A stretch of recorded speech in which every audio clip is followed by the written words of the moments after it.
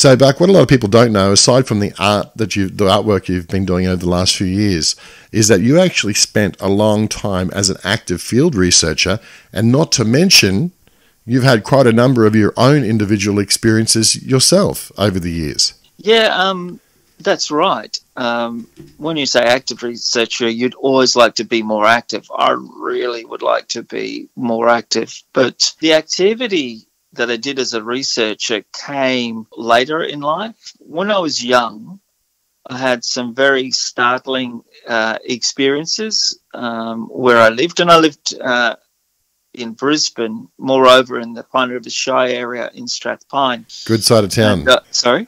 Sorry, I was just joking.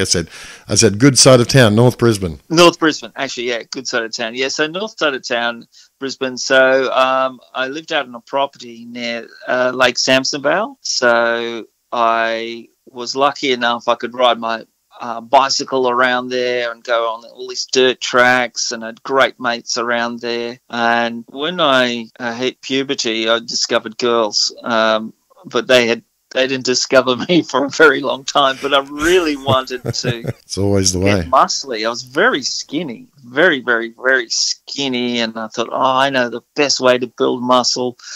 Run.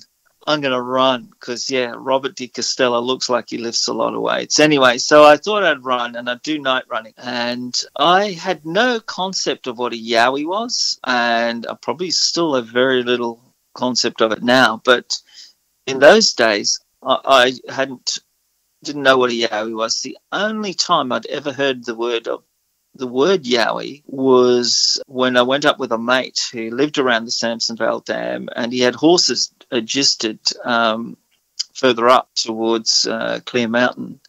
And I went up there with him and his dad, and his dad's part Aboriginal, and he's a policeman. And when we were up there, he was just giving the horses lucerne and, some antibiotics and worming tablets, and we were wanting to go off and have a look in the bush, and he said, don't go down that road, there's a Yowie down there and he'll get you. And I remember that really well, because Yowie is such a weird word. What's a Yowie? He said, he's down there, he's a big hairy man, he'll get you. Don't go down there, don't bother him, don't go down there. That's a pretty stern warning. That's a stern warning. And I said, what do you mean? He said, like a big gorilla, a big gorilla man. And I went, oh, do you mean like Bigfoot? And he went, yeah, like that. Just don't go down there. And I said, they live in America, not Australia. And he said, I don't care. You're not going down that road. And I thought, okay. How old were you? I was 14. Okay, fair enough. So I was young and skinny, and I really didn't blossom till much later in life.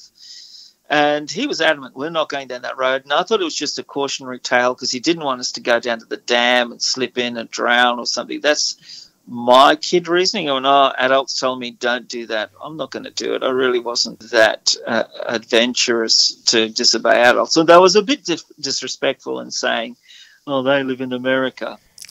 Well, who knew at the time, though? I mean, when you're a kid in the 70s, I mean, who knew? I didn't know they lived next door.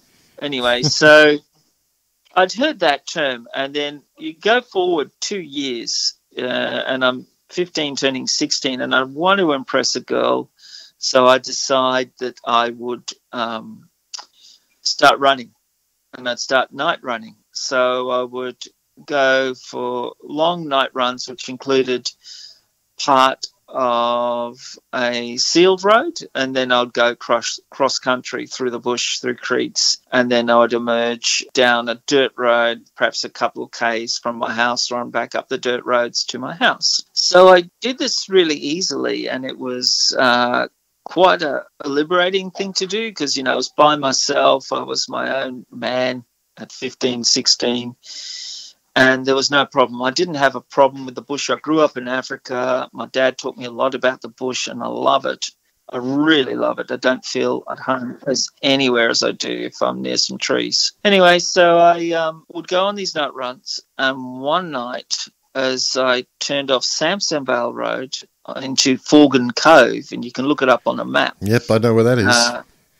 No, that is a little rock wall. It's now home to, I think it's now home to the Scouts canoeing or kayaking club there. That's right. They're exactly right. And I grew up in that area. I'm so familiar with it. It's classified now. The left-hand side of the residential side of the road is classified Kashmir now, I think. So, but I know exactly where you're talking about.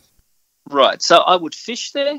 I would camp on the rocks there with mates and fish at night. But this particular night, I was by myself, wanting to get mussels. And as I turned into Forgan Cove and I'm running along, I could hear footsteps, big footsteps, keeping pace with me. And I was going, what is that? And I'd stop and it'd stop. And I'm a rational type person. I started to think, is that me? Is that an echo of footsteps on the water coming back to me? So I ran a bit more. No, some more footsteps. And I really went, oh, this is odd.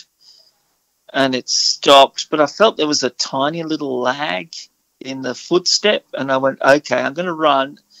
And then I'm going to stop and see what happens. So I ran, stopped. And then there was a big delay of a footstep, a single footstep. And then I felt really, really afraid.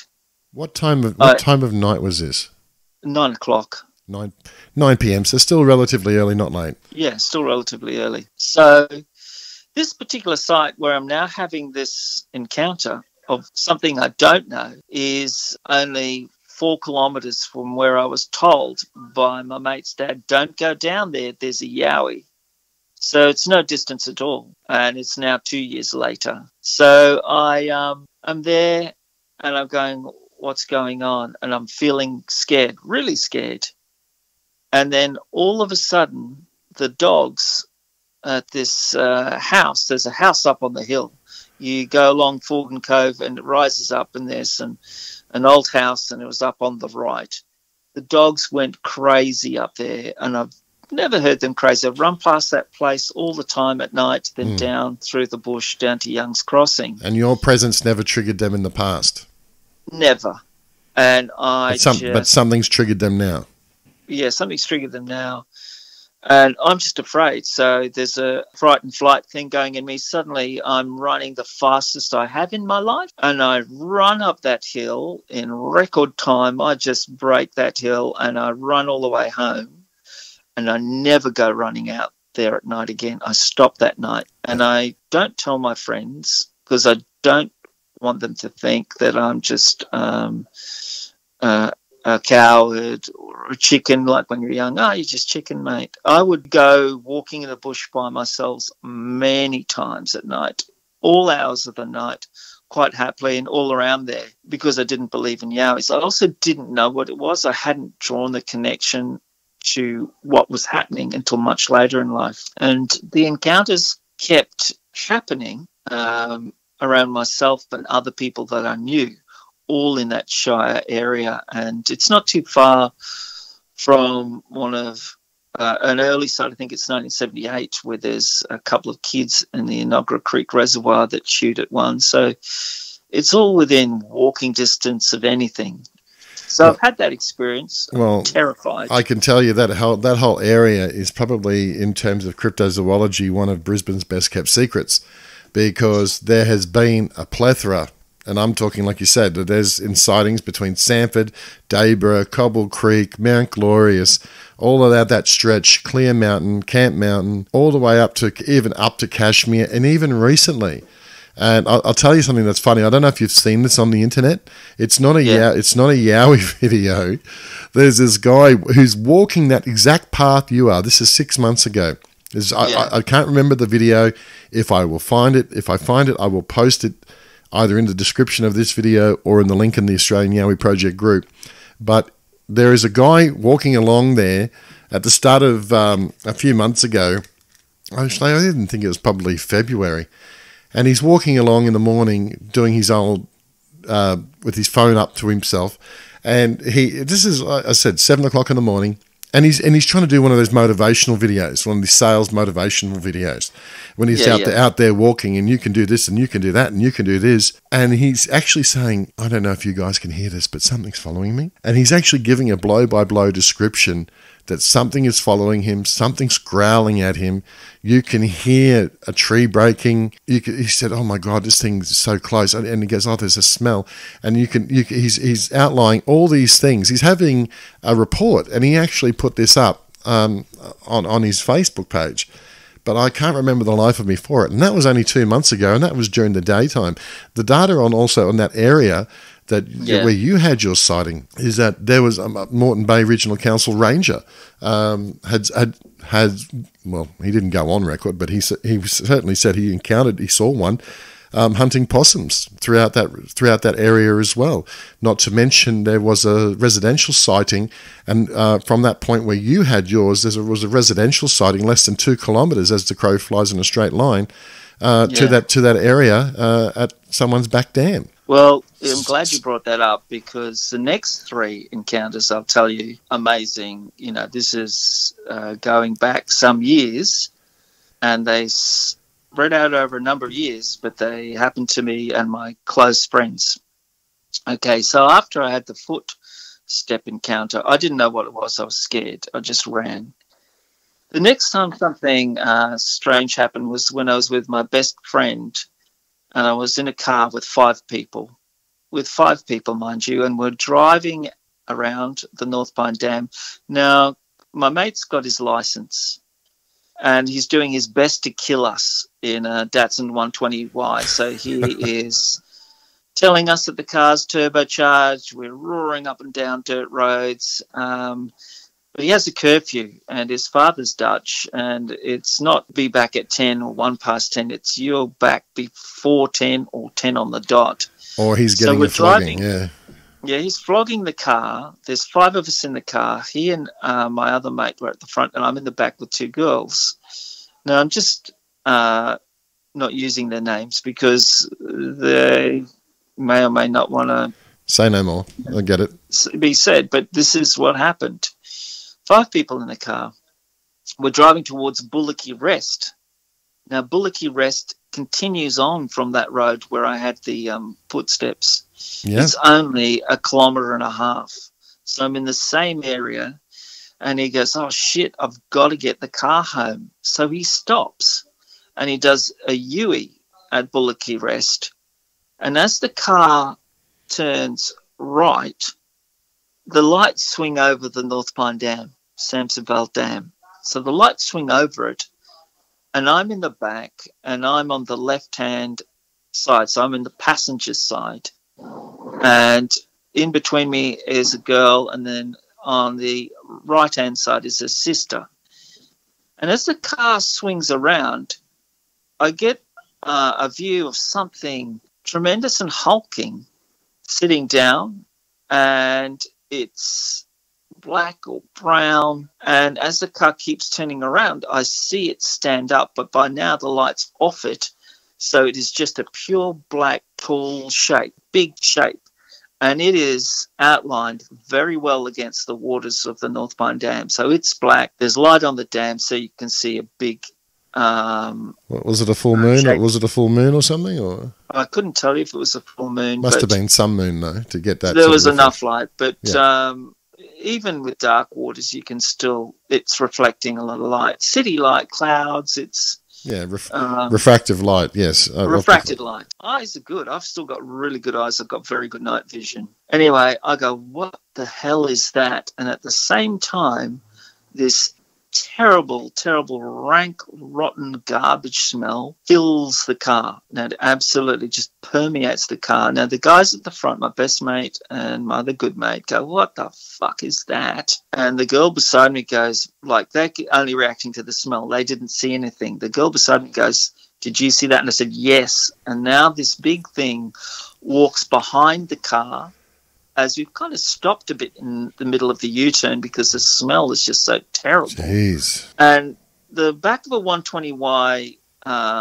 Datsun is a very small window. That window blacked out as something went behind it. Now, as it went behind the car, the girls that I know very well just started screaming. And I just started saying, get out, get the fuck out of it, floor it.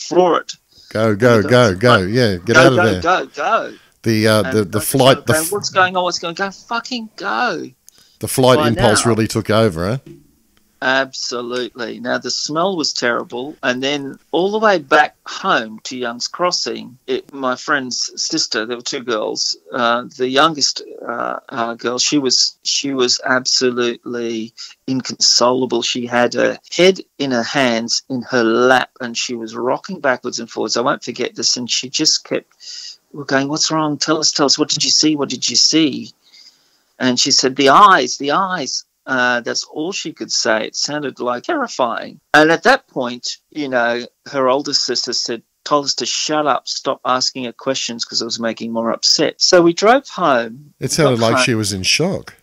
She was in shock, absolutely in shock. She would not say a word about it. She was totally like she just witnessed some horrific crime. Yeah, and our explanation at that time was that we had seen something supernatural. We'd seen a ghost because we had seen films like the Amityville Horror, and so we thought, oh, maybe we saw a ghost. I hadn't put anything together with the footsteps. What I saw was tall, solid, but there wasn't much detail to it. I didn't see any eyes. I wish I had. And so that ended that story. Then, well, I got to tell you, I got to tell you that enough would have at that age. I mean, like I had experiences when I was that age as well, but not quite as dramatic as what that was.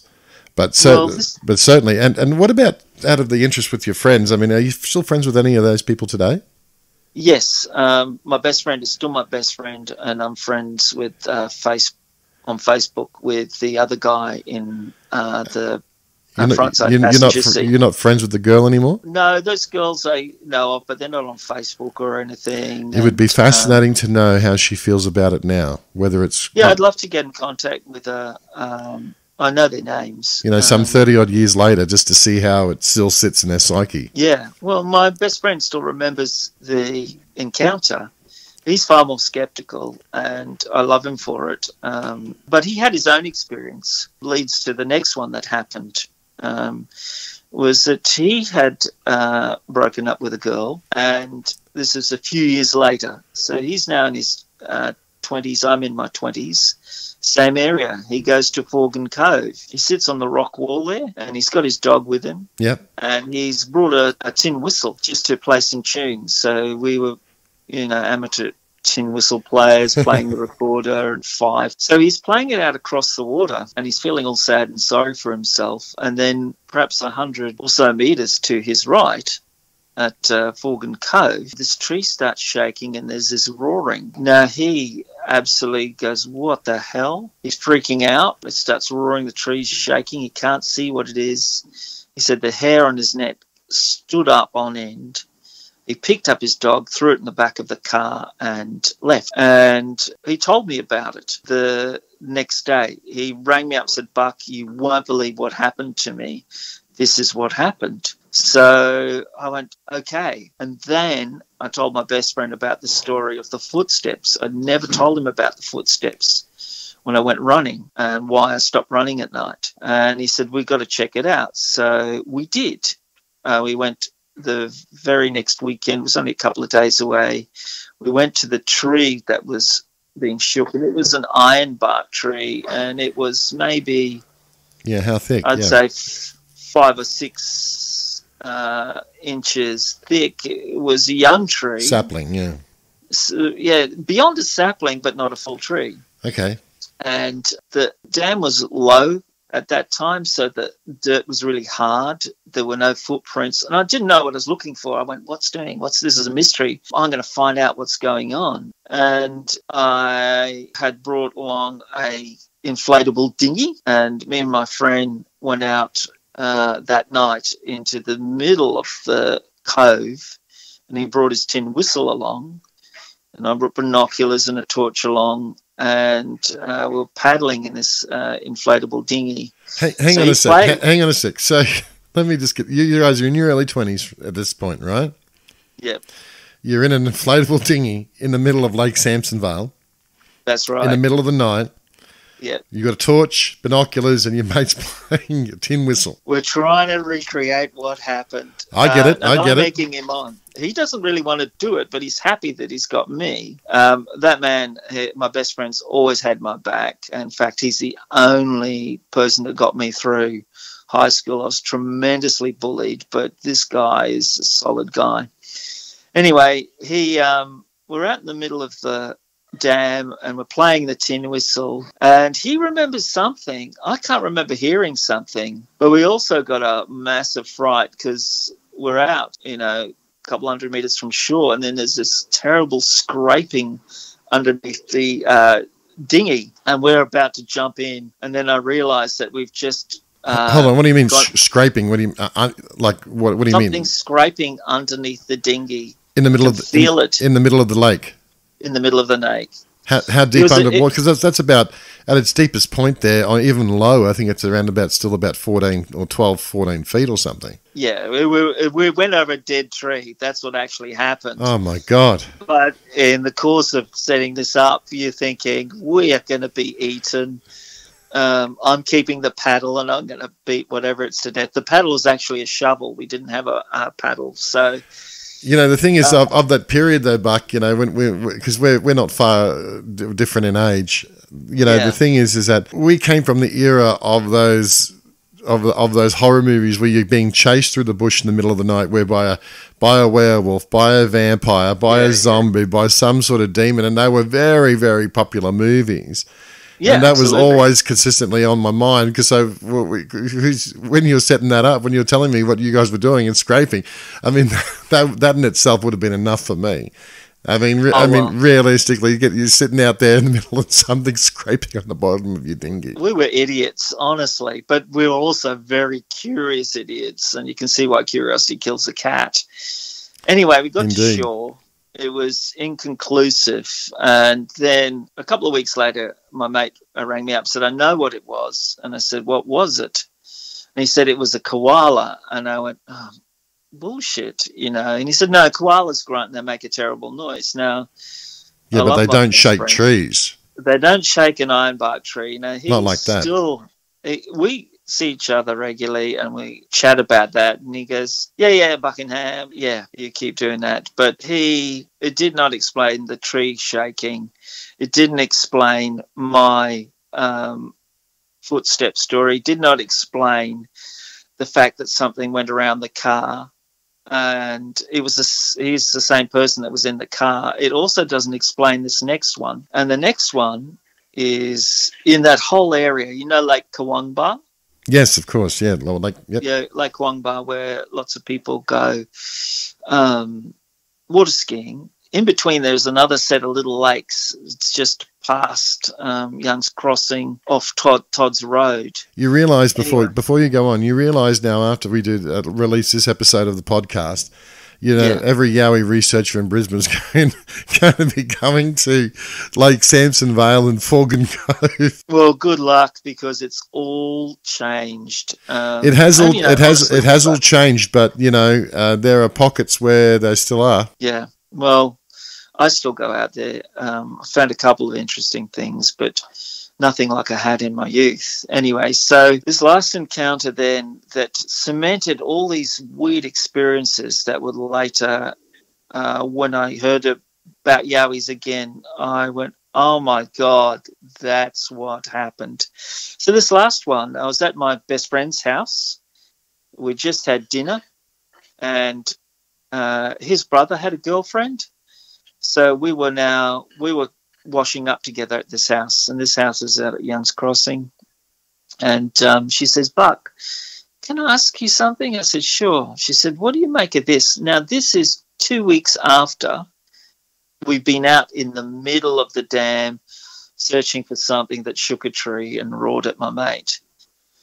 She said, what do you make about this? She said, I was sitting at home, and at that stage, I think she was living in Launton or Petrie. And she said her cousin and her brothers, they turned up and they were in a state. They had been out camping near these lakes in between Kawangba and Sampson Vale, and they pitched up around about 10 o'clock, and they're in a state. They're emotional.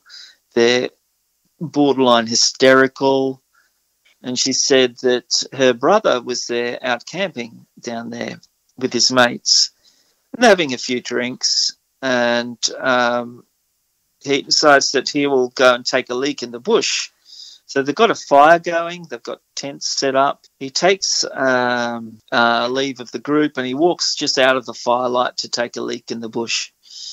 And as he's relieving himself, he looks up and he sees these glowing red eyes of this creature that is about 8 foot and hairy and man-like, and he just walks backwards, still urinating, and just virtually walks through the fire. In shock. The creature follows him. Everybody just bolts. So everyone saw this thing approach. Everyone saw this thing approach. Wow. Now, this is being recounted to me. Yeah. And this is also hot on the heels of thing that roared at my mate. And so I'm very curious. I'm all ears because now it's bringing back some interesting memories. Yeah, well, I mean, it seems like it's formed an integral part of your younger life in that whole area, not just for you, but for your best friend as well. And I don't doubt there's probably other people who had similar experience. Well, obviously, her brother and her cousins. So they just leave. They leave the camp in the middle of the night. They're running, and as they look past, they can see something with big, long, hairy legs walking around the fire. And they get back to the house. They're in a state. They tell their story, and fathers and uncles said, okay, fellas, we're going to go down and sort this out. So they go back. How are they going to sort it out?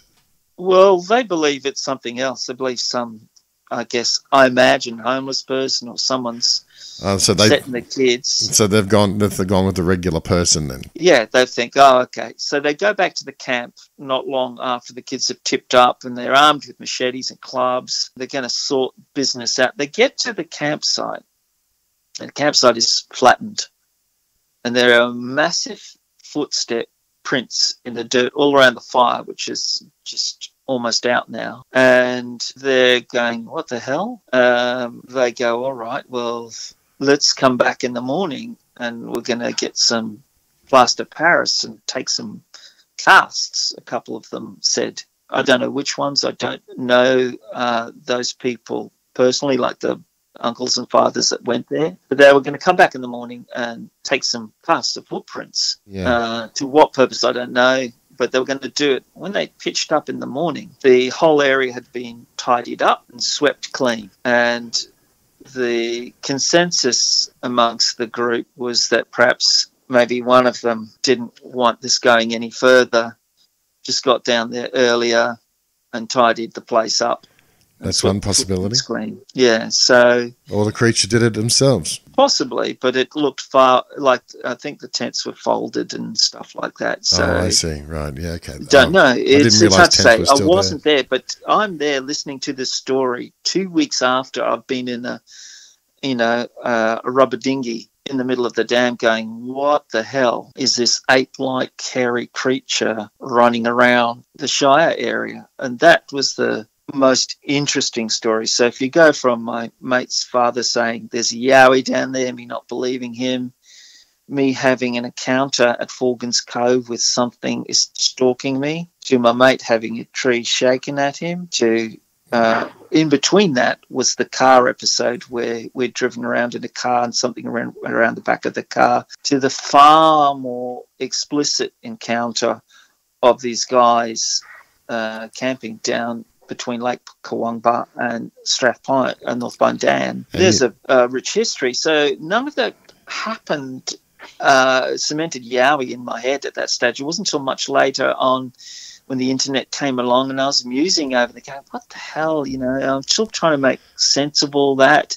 And I came across AYR and started reading. I went, oh my God. Yeah, absolutely. My God, this fits perfectly. So from then on, I was hooked. And, the thing is, you had a very, I think, in a lot of ways, the thing about getting older, the privilege that we have of getting older is that we can look back and we can see how things have panned out, and from a young age, you and the Yowie were linked in some way, in terms of very part of your formative years. It was part of your life growing up. I mean, Yeah. and in some way, you and your friends must have thought, if you didn't think of it as a creature or something supernatural, or as you said, the fathers and the uncles thought of it as a person.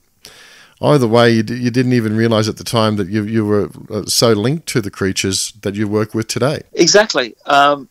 You know, if you, in hindsight, if I knew what I knew now, I would go out every night. I'm that curious. I've been out at night by myself in the bush. I love it. I don't mind being alone. I'm waiting for something to throw a rock at me. I would feel so honoured. I'd go, it's a blessing. He's blessed me with a stone to the back of the head. Yeah, and you've received the holy Yowie blessing with a stone to the back of the head. Absolutely. I'm chosen.